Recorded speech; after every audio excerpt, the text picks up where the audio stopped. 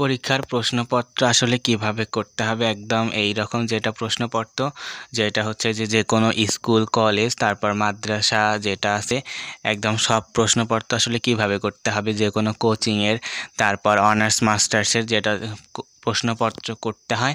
তো এই সিস্টেমে আসলে একদম সুন্দর প্রশ্নপত্র করতে পারবে। তো ফুল ভিডিওটা দেখলেই তুমি বুঝতে পারবে যে কিভাবে প্রশ্নপত্র করতে হয় একদম একটা কোচিংয়ের বা স্কুলের বা যে কোনো প্রশ্নপত্র সেটা তুমি এখান থেকে দেখেই একদম করতে পারবে। একদম এমন প্রশ্ন করতে পারবে বা সৃজনশীল প্রশ্ন করতে পারবে বা তুমি হচ্ছে প্রাইমারি বলো হাই স্কুল বলো যেখানেই বলো কোচিংয়ের বলো না কেন এইভাবে প্রশ্ন তুমি করতে পারবে একদম A to Z। তো মূল ভিডিও শুরু করার আগে বলে নেই, যদি তুমি নতুন হয়ে থাকো তাহলে অবশ্যই সাবস্ক্রাইব করে পাশে থাকা বেল আইকনটি ক্লিক করবে এবং ইতিমধ্যে সাবস্ক্রাইবার হয়ে থাকলে অসংখ্য ধন্যবাদ। তো এইটা হচ্ছে যে তোমার একদম প্রশ্ন যেটা একদম একটা ডেমো প্রশ্ন জাস্ট শেখানোর জন্য এই প্রশ্নটা করা হয়েছে। তো একদম যেটা আসলে কিভাবে করতে হবে তার জন্য একটা নতুন তুমি একদম নতুন একটা পেজ নিবে, নতুন পেজে চলে আসবে। চলে আসার পর এখানে তুমি হচ্ছে কিভাবে তোমার হচ্ছে পেজ প্রথমে সেট আপ করতে হবে, তারপর কিভাবে লিখতে হবে সব ডিটেলস তুমি এখান থেকে জানতে পাবে। তো এখানে হচ্ছে প্রথমে আসার পর এইটা হচ্ছে যে তোমার পেজ সাইজ, তো পেজ সাইজে দেওয়ার দরকার নেই। তারপর তুমি এখানে আসার পর ল্যান্ডস্কেপ করে নেবে। এইটা করে নেওয়ার পর তারপর তুমি কি করবে, এখানে আসার পর তোমার পেজটা একটু বড় হয়ে যাবে। তারপর তোমার করতে হবে কি, এরপর করতে হবে দেখো ভালো করে দেখো ল্যান্ডস্কেপ করতে হবে। তো এখানে পেজ সাইজ আছে, পেজ সাইজের পরেই দেখতে পাবে সেইখানে তারপর এটা কলাম, যেহেতু এটা 2 কলামের একটা প্রশ্ন আমরা করব সেই জন্য 2 কলাম করতে হবে। 2 কলাম করার পর তারপর এখানে আমার যেহেতু সব কিছু একটা সেট করাই আছে তো সেখান থেকে নিয়ে এসে জাস্ট হচ্ছে দেখে দেওয়া হবে। আর যেহেতু লিখতে অনেক সময় লাগবে সেই জন্য এইটা আমি অনেক আগে লিখে রাখছি। তো এখন জাস্ট হচ্ছে ওখান থেকে কপি করে নিয়ে এসে এখানে পেস্ট করে সিস্টেমটা দেখে দেওয়া হবে তোমাদের।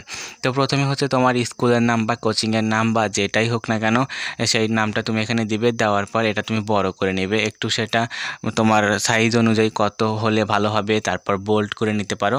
তার পরবর্তীতে তোমার যেই কাজটা করতে হবে পেজের যেটা করে দিতে হবে মার্জিনটা ন্যারো করে দিতে হবে। পেজের মার্জিন ন্যারো করে দিতে হবে। তুমি সেখানে দেখতেই পাবে যেখান থেকে ল্যান্ডস্কেপ করা হয়েছে সেখানেই মার্জিন দেওয়া আছে এবং সেখানেই তুমি ন্যারোটা দেখতে পাবে। তারপর এখানে তোমার ইচ্ছা অনুযায়ী তুমি তোমার স্কুলের নামটা বড় করে লিখতে পারো বা ছোট করে লিখতে পারো। তারপর তোমার পরীক্ষা হবে বার্ষিক পরীক্ষা বা সাপ্তাহিক পরীক্ষা যেটাই হবে সেটা তুমি এখানে লিখতে পাবে। তারপর আসলে কত সময় হবে এবং পূর্ণমান কত সেটা তুমি লিখবে। তো এখান থেকে জাস্ট কপি করে নিয়ে এসে এখানে জাস্ট পেস্ট করে দেখাচ্ছি, যেহেতু কলামের একটা ব্যাপার আছে। তো এখানে দেখো আমার কলামটা এখানে ছোট হয়ে যাচ্ছে এই জন্য এটা কমে দিতে হবে।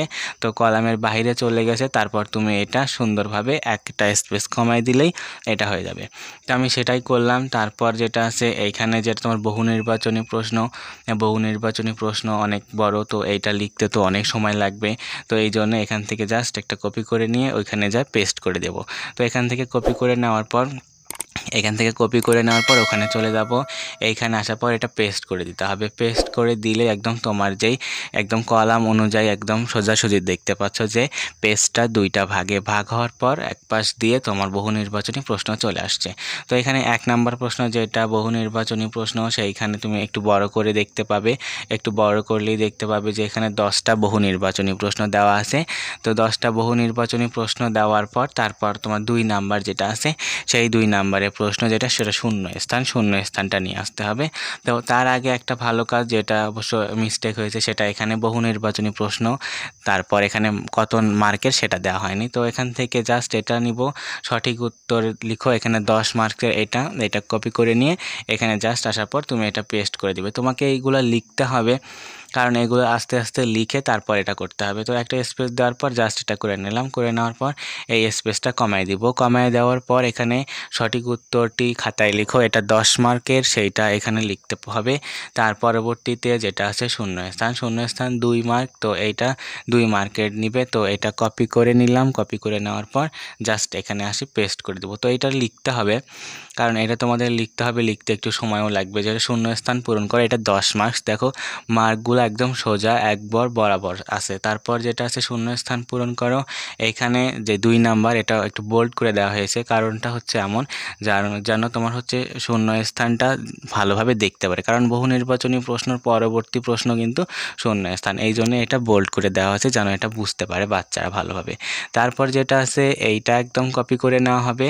কপি করে নেওয়ার পর একদম এই কলামে একদম পেস্ট করে দেওয়ার পর দেখবে একদম পুরাটাই পেস্ট এখানে হয়েছে। তো এখানে আসার পর একদম তোমার যেটা কোশ্চিন যেটা সেট আপ হয়নি এখনও। তো এই যে মার্কগুলো একটু এদিক ওদিক হয়েছে, তো মার্কগুলোর জন্য এটা স্পেসটা একটু কমায় দিতে হবে। তারপর এখানে ওই একই অবস্থা হয়েছে যে স্টেপগুলো একটু করে কমায় দিতে হবে। তারপর এখানে দেখতে পাবে যে পূর্ণমান যে সাইড দিয়ে পূর্ণমান সেটা একদম পূর্ণমানই একদম বরাবর থাকবে। তারপর এখানে বার্ষিক পরীক্ষার শ্রেণী বিষয় এইগুলো তুমি তোমার সিস্টেম অনুযায়ী একদম লাইন স্পেস কমাই দিবে। লাইন স্পেস কমাই দিলে কোশ্চেনের একদম জায়গাটা অনেক ভালো হবে। তো আমি এগুলো আগেই কমায় দিয়ে রাখছি। তো এইটাতে দেখো যে তোমার একদম কিভাবে ছিল, এইটা ছিল একদম ন্যূনতম যেটা সেটা এরকম ছিল লাইন স্পেস, তারপর এটা কমায় দিতে হবে। তো লাইন স্পেসের এখানে যাওয়ার পর এখানে দেখতে পাবে অ্যাড স্পেস, তো এইখানে এইরকম ছিল। তো এটা আমি জাস্ট হচ্ছে রিমুভ করে দেখাবো।